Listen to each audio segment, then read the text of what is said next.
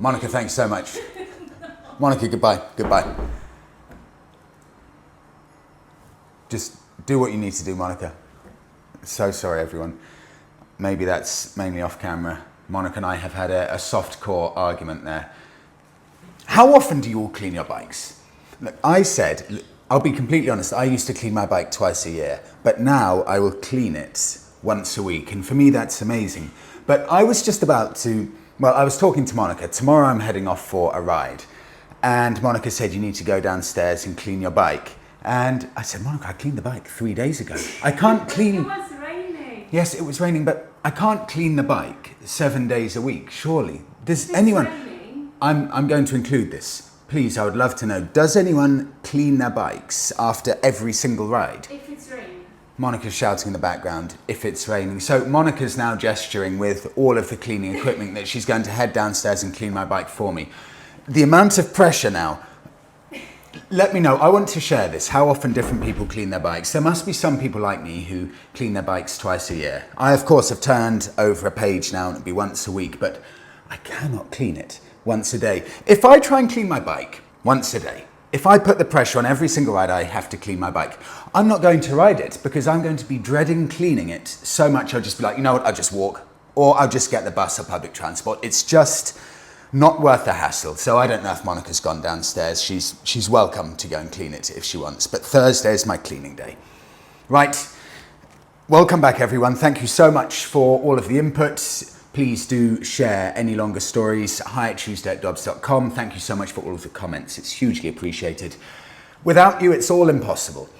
I want to start this week with some Italian loving. The Italians get a tough time for almost anything they make. That it may look exquisite, but it's not rugged. It doesn't have the longevity. But I beg to differ. And I beg to differ from first-hand experience, because last week I said that all of my appliances in the flat, or all of our appliances in the flat, have broken within the first 8 or 9 years. So that is one electric radiator, one oven, one dishwasher, one washing machine, and one other thing that I've forgotten. There is only one appliance in the whole apartment that's still going.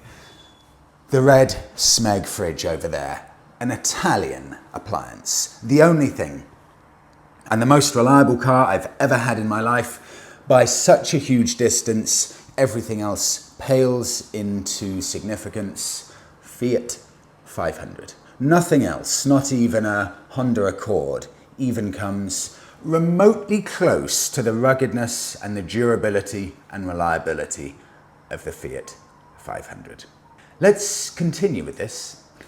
Italian loving from AD Motorcycles. Freddie, as an avid Aprilia fan, I have owned an RS250, two Falcons, or two Falcos, an RSV 1000R Gen 2, a Futura 1000 and a couple of RSV4s. I used to work in an Italian dealership in the mid-2000s, and I used to refer to Aprilia Big Twins as the Japanese Italian bike.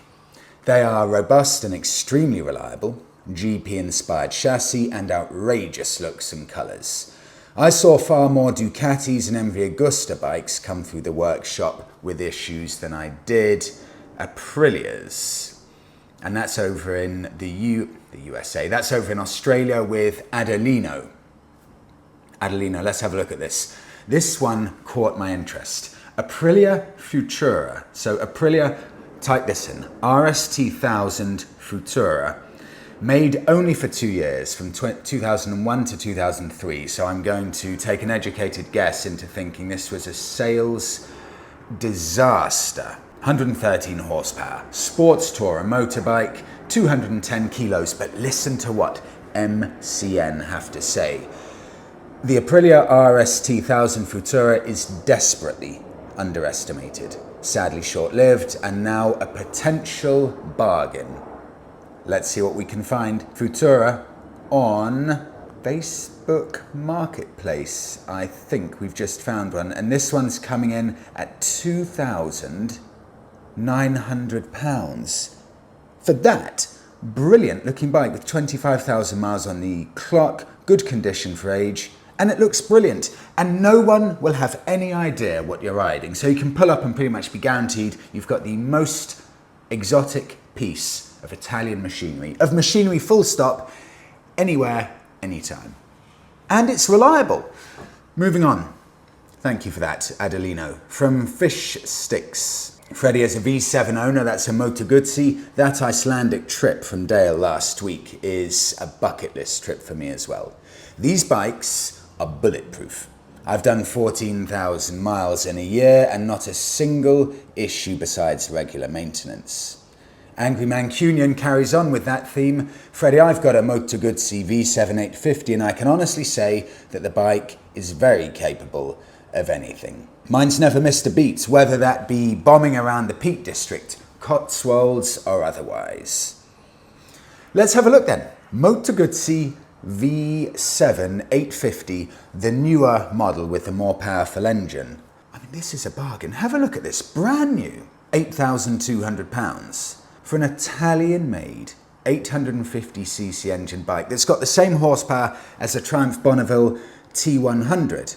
Yet a T100 Bonneville is £9,600 and the Moto Guzzi V7 is £8,200. You've got a £1,400 saving on the Italian-made Moto Guzzi V7.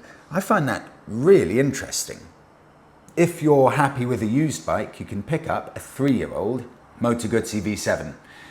The bigger engine, the one that will offer you significantly more power, 850cc, 65 horsepower, private seller, genuine reason for sale, and it's £5,800. And I specifically chose possibly my favourite colour in the silver.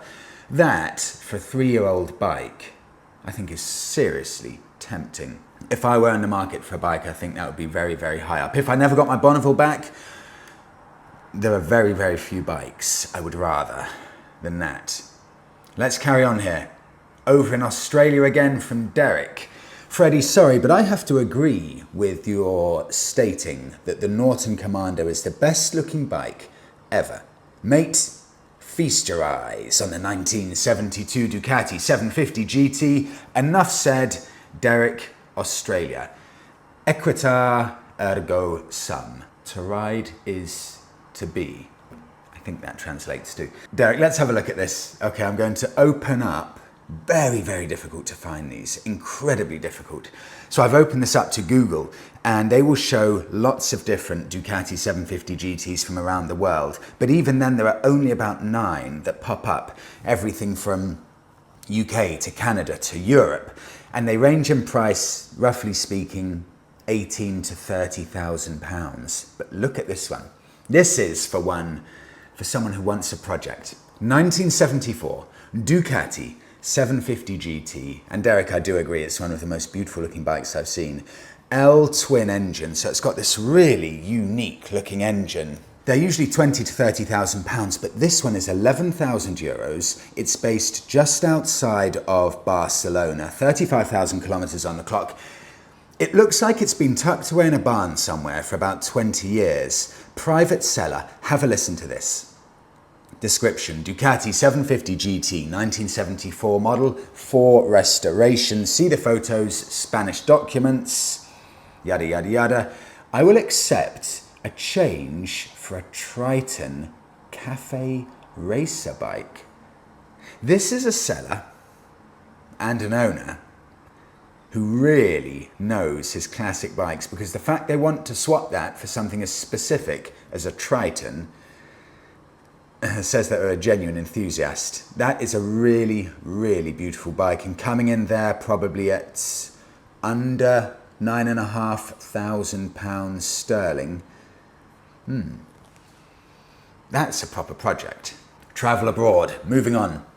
This is in response to a couple of people last week asking, look, it's all well and good you saying you can buy a £1,000 bike, a £2,000 bike, but who actually takes these bikes abroad and does touring with them? And pushing on that conversation a bit more, a few people said, look, it's just too difficult getting breakdown cover abroad for classic bikes. But now I can comprehensively beg to differ, because a lot of people get in touch with this. This will soften any fears anyone has about classic motorcycles, because you can get breakdown cover, you can get travel insurance with it, you can get anything you need with classic motorbikes. There is nothing to worry about. Some of this insight here is genuinely really useful, so get a pen and paper if you are looking to do some touring this year on a classic bike. Let's start with MJ83. Freddie, not sure if this helps answer a few questions, but I'm heading off in 2 weeks to France, Switzerland and Italy on my 19-year-old, of course, Honda ST 1300 Pan-European, sorry. The cheapest full EU breakdown, including getting the bike and myself back, if the worst happens, for those 2 weeks, okay, 2 weeks on a 19-year-old Honda ST 1300 is £110 with the RAC. But my mate, carrying on, my mate has paid £70 for his 2013 Triumph Trophy for comparison.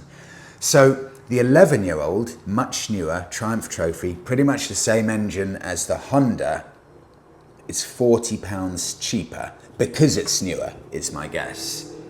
Although still, £40, I mean, that's a pill I'm happy to swallow for the sake of being able to have an older bike. It's neither here or there really, the £40. Very interesting, thank you for that.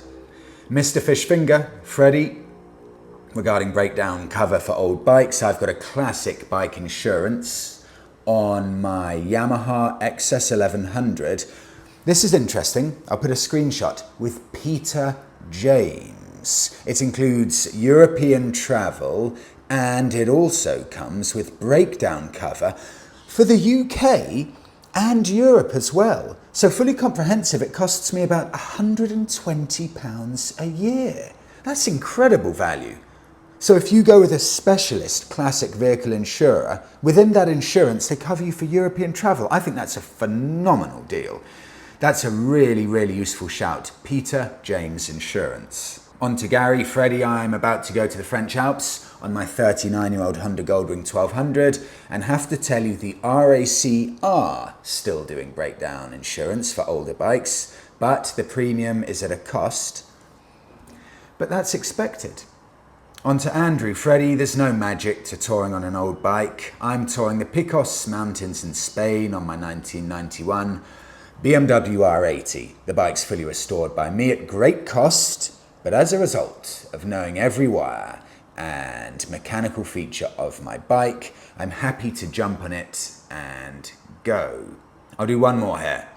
Paul from Truro, Cornwall. Freddie, my bike, my classic bike cover through Carol Nash Insurance includes... See, here you go again. My classic bike cover through Carol Nash Insurance includes UK and full European breakdown cover for up to 90 days for both my bikes, which are a 41-year-old and 34-year-old bike at a very reasonable price. So you can get cover for older machines. I'm off across the channel in a month's time to take in some alpine passes on my 1983 BMW again, R100 RS. So maybe I'll send some photos on my return to show the pleasures to be had on touring with older bikes, hopefully without using breakdown cover. Thank you all for that fascinating insight.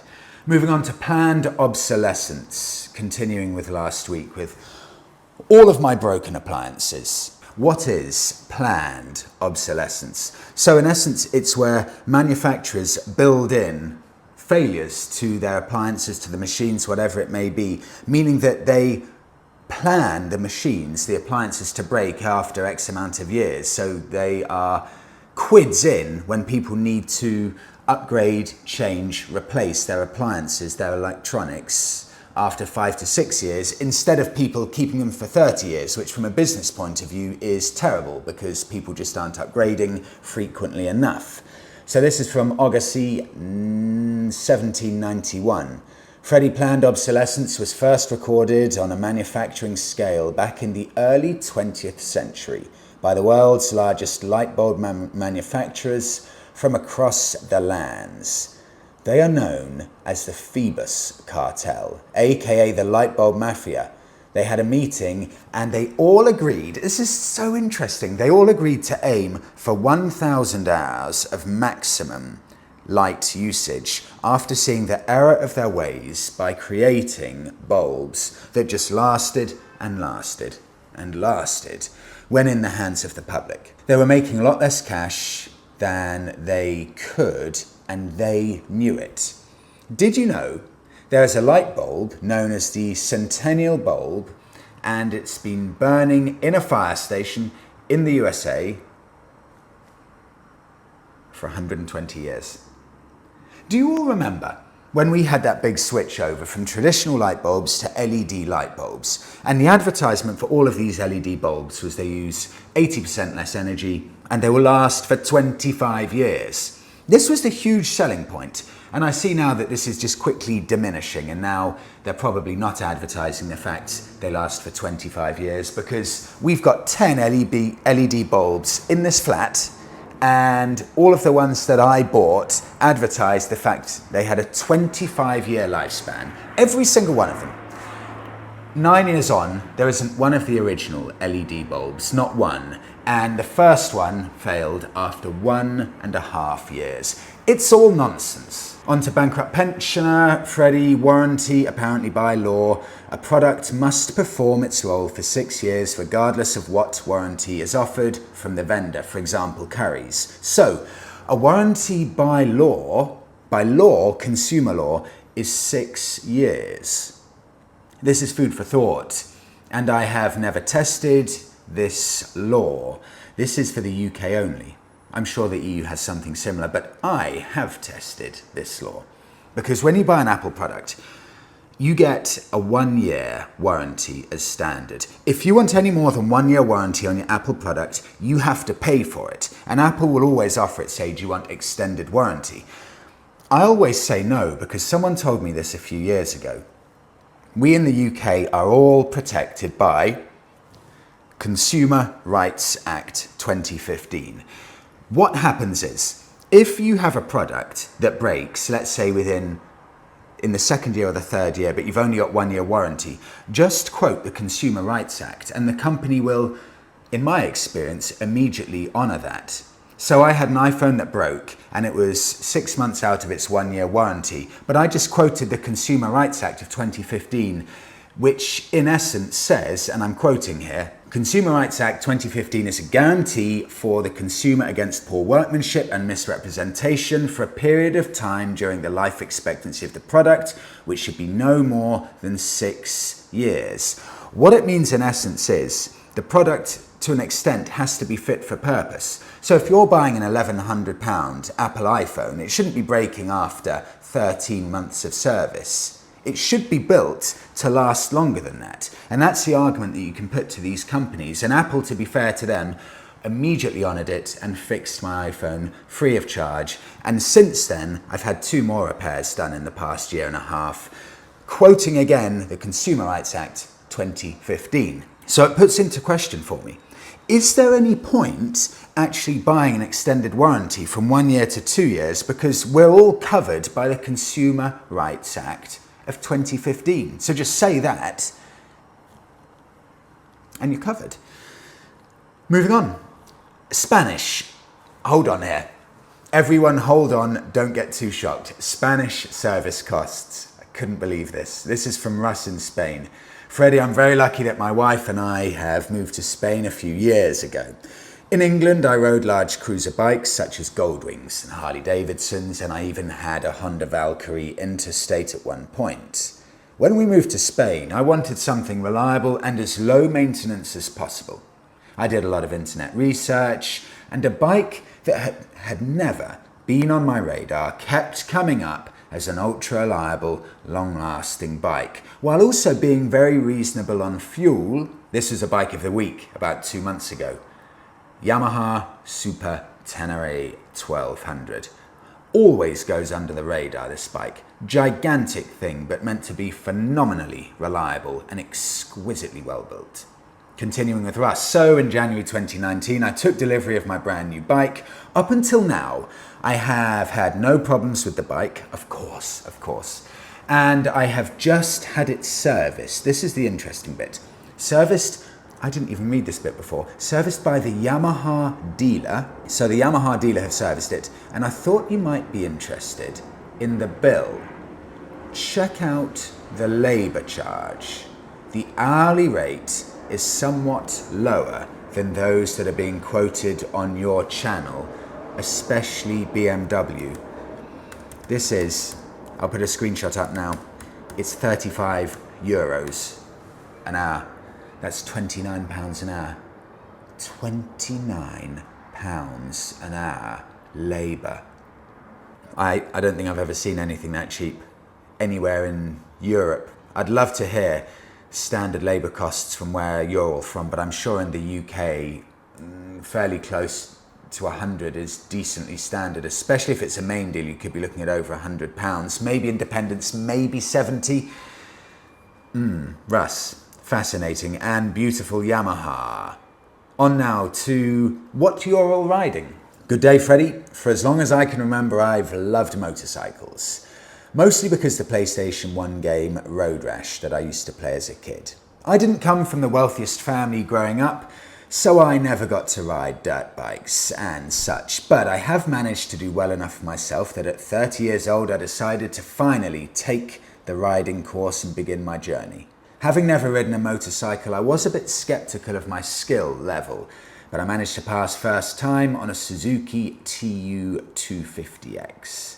I've always loved the look of the modern classic retro bikes, and in my research to find the bike of my dreams, I stumbled across a Bonneville Speed Twin 1200, and I instantly knew it was the bike for me. So I hopped in my car, drove straight down to the dealer to test ride, and after one short ride, I bought the bike, and after some serious negotiation, I walked away having paid only $10,350 US dollars, brand new. That's brand new price. I'll translate this in a second into pounds sterling. I'm coming up from my first year of riding in July, and I've put 6,000 miles on the clock, loving every minute of it. So $10,350 is the same as 8,100 British pounds. So Ariel managed to pick up a brand new Speed Twin 1200 for £8,100 from a Triumph dealer, but in the UK, the price of a brand new one is £12,000. So that's almost £4,000 cheaper than list price in the UK. Carrying on a bit more from Ariel, wrapping it up, I have a few motor camping trips in the works for this summer and fall that I'm looking forward to as well. To anyone who's thinking about buying a dream bike and you have the means, I say do it. You will always be happier you did rather than sitting at home wondering, what if? Ariel, great words. On to Clive. Ariel, thank you.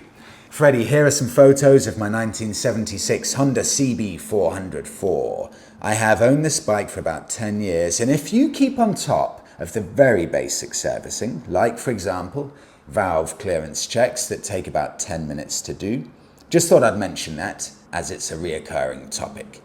Then the bike is utterly reliable as everyday transport. So much so that myself and a very good friend are setting up and setting off at the beginning of July for a 2-week tour from southern England to the French Alps.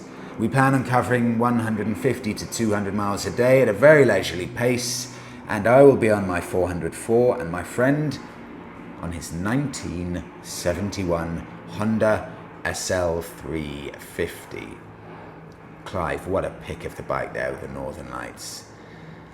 To TAF now, Victory Motorcycles. Freddie, I wanted to touch base with you regarding the gorgeous Victory motorcycles and the fear of purchasing one of these now obsolete bikes. A couple of weeks ago, while out on my crossroads, pictures included, a gentleman approached and said how he loved the look and sound of my bike but would never have one. I questioned his reason and was taken by surprise with his answer. His whole reason was based on there being 0 parts. But after a brief conversation and me showing him that this was not the case, we exchanged details on Facebook, he thanked me and left. Only this morning, I received a message from the said gentleman who showed me his new bike, a Victory Cross Country. Attached are my 2 little angels for your perusal. All the best, Taff. This is just a thing that I get so consistently.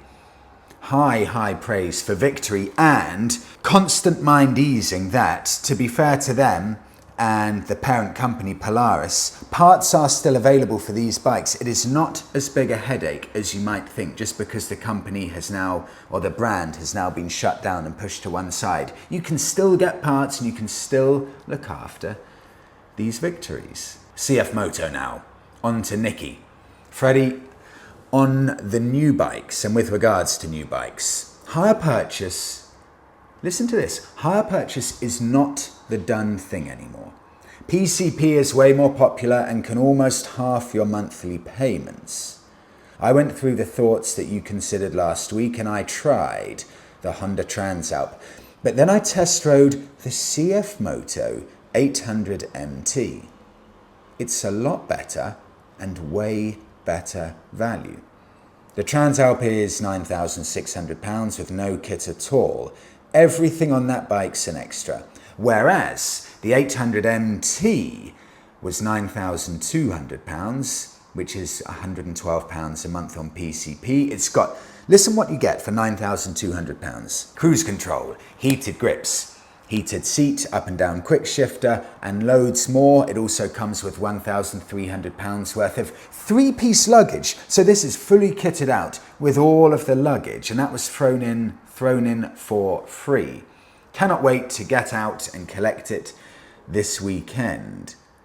So these CF Motos, they came out in 2002, 800cc bike, 95 horsepower, 230 kilos. Whereas the Transalp's £9,600, you can actually get for about £8,400 the CF Moto 800, MF800 without the panniers. So if you compare almost like for like, you're saving about £1,300 over the Honda Transalp, and you get the exact same amount of horsepower, and you get CF Moto's 2-year warranty as well. And it's very, very similar to KTM's because they're all under the same parent group, I think, CF Moto and KTM. I'm sure that's the case. They're highly regarded. The CF Moto MT800 is one of the highest regarded Chinese bikes. It seems to get quite close to universally positive feedback. The one thing that will be interesting, yes, you get to save money if you buy this CF Moto MT800, but how will the residuals fare? It's only been out for 2 years, so it's still far too early for us to judge. This is always the problem at the moment with Chinese bikes. Residuals drop like nothing else in the industry. But with the highest regarded Chinese bike that's now here, how will that do? Time will tell. Nikki, thank you. On now to Nokian Lifter, and this is Bike of the Week. I was going to mention this at the start of the video where I was talking about Italian bikes, but I had to put this as the Bike of the Week because I think it's very deserving, and it's another brand new bike. From Nokian Lifter, Freddie, I bought an Aprilia 660 Tuono factory last month. I ran it in, loaded it up, and took the ferry to Spain.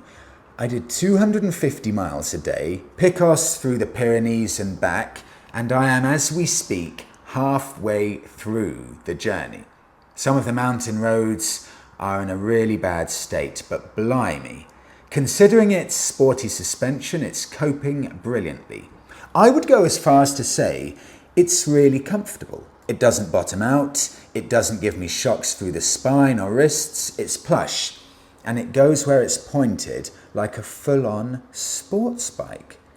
Despite ragging it up and down 2,500 foot climbs, it's even managing, get ready for the icing on the cake here, it's even managing to return 67 miles per gallon. I saw 76 miles per gallon on the motorway down to Portsmouth.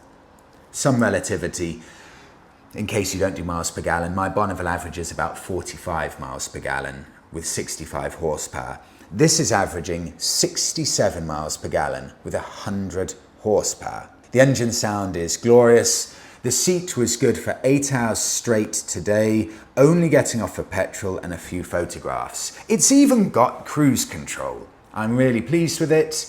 We've bonded quickly. It is the best bike I've ever owned, but I never thought I would buy an Aprilia. But I'm really happy I did. So I've got the pickup here. This is £9,250 for the sportiest version, the factory version of the Aprilia 660 Tuono. It's 181 kilos wet weight, so it's a proper lightweight. It's 100 horsepower. But with all that performance, comfort, long distance potential, and 76 horsepower. And have a listen to what they say on the Piaggio Group website. On top of all of that stuff, quoting here, as always, the Tuono 660 is proudly built in the Aprilia Scorze plant, close to Nuale. Apologies for the pronunciation. Close to Nuale in Italy. I think that's a really, really good looking bike. I want this to happen. And I think it is happening. I think the Italians now are really starting to push on in all elements of biking. They've got Moto Guzzis that have the V85 Tourer, the V7 that's now competing with the Bonnevilles. You've got Aprilia with their Touareg that I mentioned last week, and then the 660 Tuono. You've got, of course, all of the Ducatis. I was at the Bike Shed show 4 days ago, and you can see their two new brilliant looking concepts. The Italians are on the up. I'll wrap it up there. Thank you so much, everyone, for watching this week's episode. I hope you have a brilliant week. Speak to you all in the next one.